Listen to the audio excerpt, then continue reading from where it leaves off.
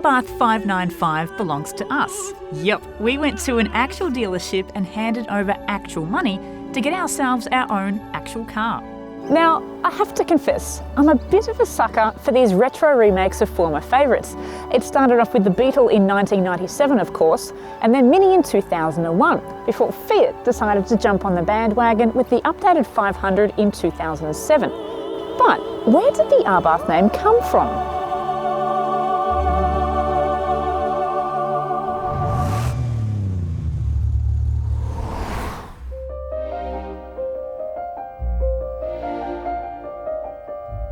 Well, it certainly isn't new. It was resurrected in 2007 after nearly 2 decades in mothballs. But just like Mini's association with Cooper, the Abarth name has its roots in racing.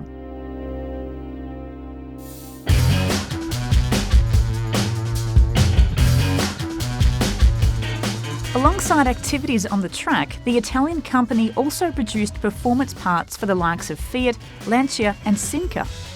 You could literally watch a car race on Sunday and go buy the parts on Monday to make your own car perform like the track stars.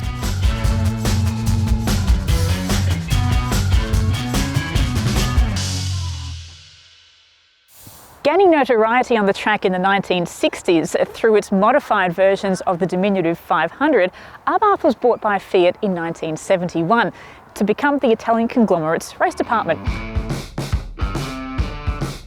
And that's about where Abarth sits nowadays. They'll tell you it's a separate company, but it's still essentially a 500 with a sprinkling of gloss and go from one of Fiat Chrysler's many subsidiaries. This Abarth 595 isn't the sportiest model in the range. That title belongs to the bonkers 695 Proposto with its 140 kilowatts of power. Under the bonnet here lies a 1.4 turbocharged 4 pumping out 103 kilowatts. So, what's it like? Let's find out.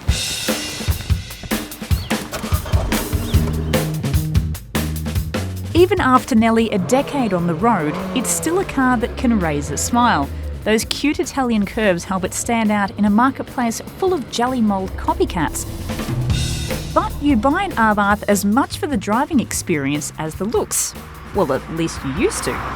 Around town and in normal driving mode, it drives quite softly without a lot of fuss.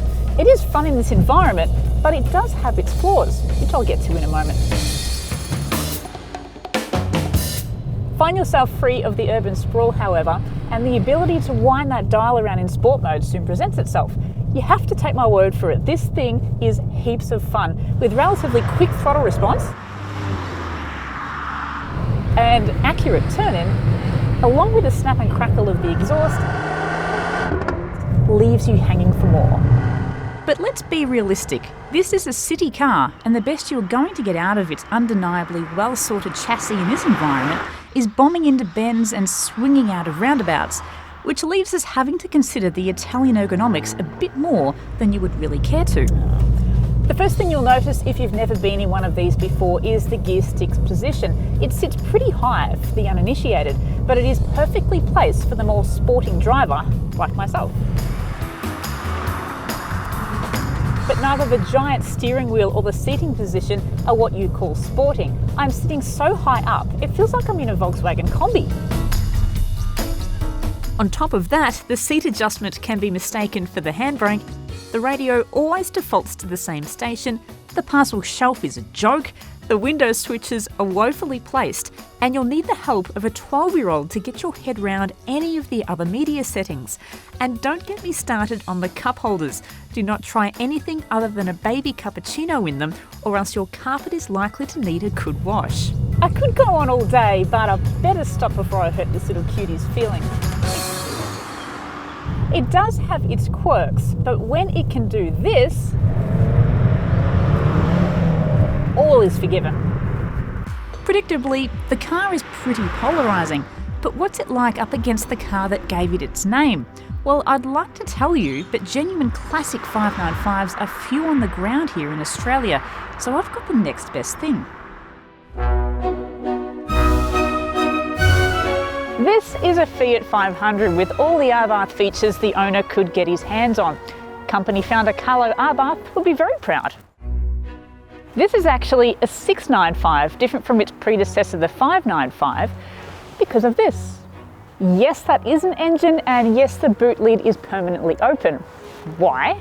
Take a closer look, you won't see a radiator or water for cooling, which leaves it up to the elements to stop it from overheating. Up front, a battery, spare wheel and fuel tank is all you'll ever fit in here, making weekends away a little bit tough. This isn't going to work. There is no legroom back here, but surprisingly, more headroom than the newer model. These modified racing seats are actually pretty comfortable, but let's see what they're like on the move.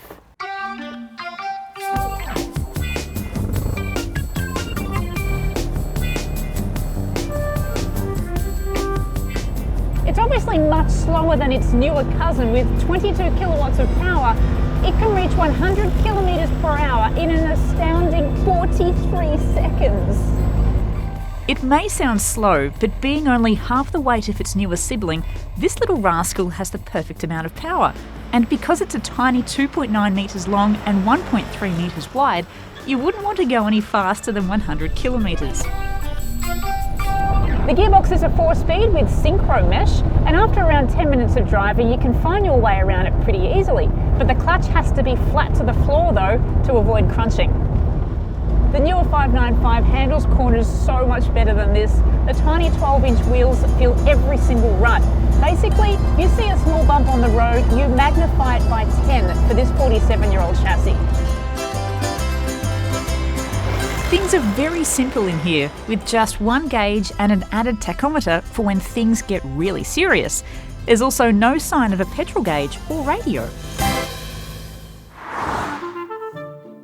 The 500 this is based on has long been a favourite on the collector scene, and there are still thousands worldwide used as daily drivers.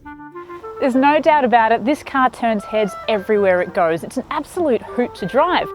From cute to cool, the same can also be said for our very own 595. The car is polarising, but it's a much-loved member of the CarAdvice family. It's tiny and mostly impractical, but nobody seems to care, because once you get behind the wheel of either of these cars and get immersed in the proud Italian heritage, all of your worries just seem to disappear.